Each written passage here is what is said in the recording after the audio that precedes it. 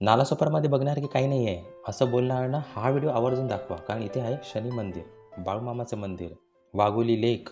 वाटलं नव्हतं हे इतकं सुंदर असेल. बाजूलाच वाघेश्वरी मंदिर व त्याच्या पुढे अंडरग्राऊंड इच्छापूर्ती गणेश मंदिर. इथे यायला सर्वप्रथम तुम्हाला यावं लागेल नालासोपारा स्टेशनला.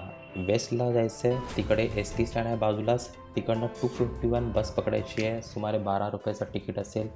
फुलारेला उतरायचं आहे आणि अन्नपूर्णा तो बघा तिकडे स्टोअर आहे, तो लक्षात ठेवा लँडमार्क म्हणून. तिकडनं ही गल्ली किंवा हा रस्ता आत जातो, तिकडनं तुम्हाला आत शिरायचं आहे.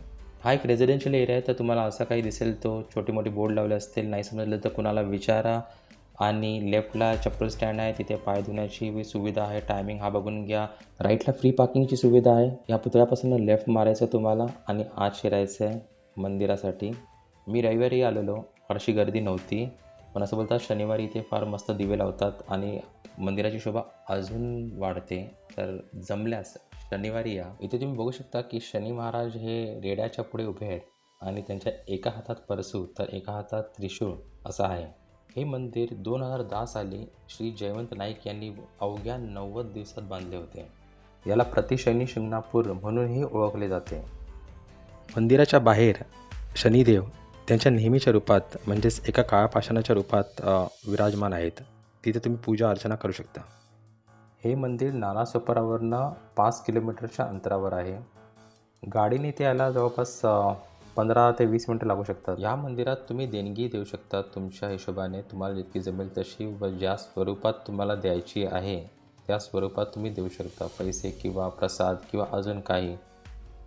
तुम्हाला पूर्ण माहिती इथे चौकशी केल्यास मिळू शकते त्याबद्दलची. त्या संदर्भातले तुम्हाला बरेच ठिकाणी मंदिराच्या आवारात बोर्डही दिसतील. पावसाळ्यात खासकर श्रावण महिन्यात इथे आलात तर तुम्हाला इकडचा निसर्ग अजूनही बहरलेला दिसेल. यानंतर तुम्ही बाळूमामाचे मंदिरही व्हिजिट करू शकता, जे याच आवारात थोड्या अंतरावरती आहे, जे तुम्ही इथे बघू शकता. बाळूमामा म्हणजे शंकराचे रूप. ते धनगर समाजातले एक थोर संत होते. बाळूमामाच्या नावानं चांग भलं हे तुम्ही नक्कीच कुठे ना कुठे ऐकलं असेल. इथे तुम्ही मंदिरातला आतला भाग बघू शकता.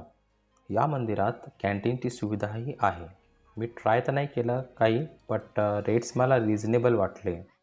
तुम्ही चेक करू शकता. इथे लहान मुलांकरिता खूप सारे झोपाळे आहेत, जिथे ते एन्जॉय करू शकतात. व इथे ट्री हाऊसही आहे छोटासा आणि बरेचसे सेल्फी पॉईंट्सही आहेत, जिथे तुम्ही छानसे फोटोज काढू शकता. एक गोष्ट नोट करण्यासारखी आहे की इथे मला कुठे वॉशरूम दिसलं नाही. ह्यानंतर नेक्स्ट स्टॉप होता इच्छापूर्ती अंडरग्राऊंड गणेश मंदिर, जे होतं इकडनं 1.6 किलोमीटर. गुगल बाबाच्या हिशोबाने होतं 21 मिनटं चालत, पण मला वाटतं त्याच्याहून जास्तच वेळ लागेल. आणि बाय गाडी जाल तर मग ॲटलिस्ट लाईक 10 मिनटं ते लागतील. बाहेर पडल्यावर थोडं पुढे आल्यानंतर मग लेफ्ट साईडला तुम्हाला आत जायचं आहे. जो रस्ता तुम्ही इथे बघू शकता, तो समोर जो रस्ता चालला आहे, जिकडनं बस गेली, जिकडं गाड्या जात आहेत, तो स्टेशनला जातो रस्ता. आणि इथे लेफ्टला जो हा रस्ता जातो तो जातो गणेश मंदिराकडे. इकडनं पण तुम्हाला लेफ्ट घ्यायचं आहे. आणि हे आहे वाघोली लेक. वाघोली लेकच्या बाजूलाच आहे वाघेश्वरी मंदिर, जे अनफॉर्च्युनेटली बंद होतं जेव्हा मी गेलेलो तेव्हा. जर तुम्हाला चान्स मिळेल तर नक्कीच व्हिजिट करा. हे आतून काही असं होतं. वाघोली लेक मात्र मस्त होतं. इथे तुम्ही थोडा वेळ नक्की स्पेंड करू शकता. हे बघितल्यानंतर तुम्हाला राईटला जायचं आहे आणि ठिकठिकाणी बोर्ड्स हे लावले गेले आहेत. वाघोली लेकवरनं 10 ते 15 मिनटात तुम्ही चालत इच्छापूर्ती मंदिरात पोचू शकता. इथे फ्री पार्किंगची सुविधा उपलब्ध आहे व वॉशरूमही आहे. इथे आत शिरताच तुम्हाला दोन्ही साईडला गार्डन दिसेल आणि ठिकठिकाणी सेल्फी पॉईंट्स आहेत, जे इथे तुम्ही बघू शकता. प्लस लहान मुलांना खेळण्यासाठी काही ऑप्शन्स इथे तुम्ही गार्डनमध्ये बघू शकता.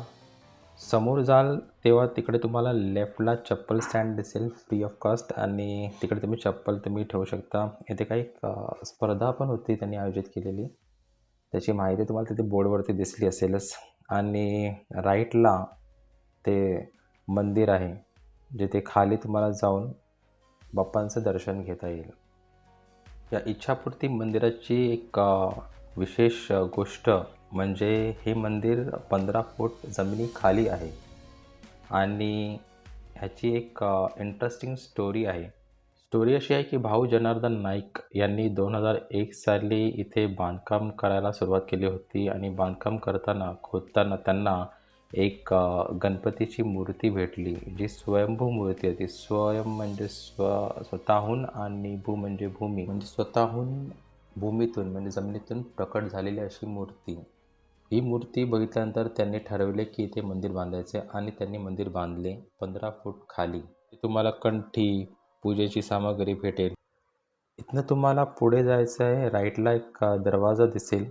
त्या दरवाजातनं आत शिरायचं आहे व लेफ्ट साईडला वळायचं आहे. जिथे शिड्या आहेत, जो जिना आहे त्यावरनं खाली उतरायचं आहे आणि गणपतीची जी मूर्ती आहे ती राईट साईडला आहे. हे एक इच्छापूर्ती मंदिर आहे. तर सद्भावनेने चांगल्या मनाने मागितलेली प्रत्येक इच्छा इथे पूर्ण होते अशी इथे भावना आहे. इथे तुम्ही बघू शकता की लाकडाचा भरपूर वापर केला गेला आहे. इथे गणपती बाप्पांबरोबरच बाजूला प्रभू श्रीरामही आहेत. इथे तुम्हाला पूजा अर्चना अभिषेक करायचा असेल तर तेही तुम्ही इथे करू शकता. इथे दर्शन घेतल्यानंतर तुम्ही बाहेर जाऊन सेल्फी पॉईंट्स जे आहेत तिथे खूप सारे फोटोज काढू शकता व गार्डनमध्ये रिलॅक्स करू शकता, झोपाळ्यांवर बसू शकता. मुलांना आवडेल तिथे एन्जॉय करायला. राजोडी बीच 4.7 किलोमीटर व कळंब बीच 4.3 किलोमीटरच्या अंतरावर आहेत इथनं.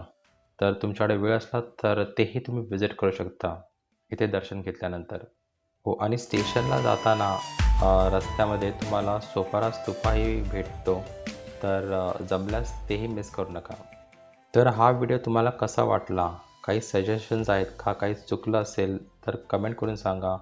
काही फीडबॅक असेल तर नक्की शेअर करा. व्हिडिओ जर आवडला असेल तर तेही सांगा. तुम्ही केलेले लाईक्स, शेअर, सबस्क्राईब खूप मोटिवेट करतात. व्हिडिओ पूर्ण बघितल्यासाठी खूप खूप आभार. भेटूया आता एका नवीन व्हिडिओमध्ये. आणि हो, डाऊट असेल काही तर नक्की विचारा. मी रिप्लाय करायचा नक्की प्रयत्न करेन. थँक्यू.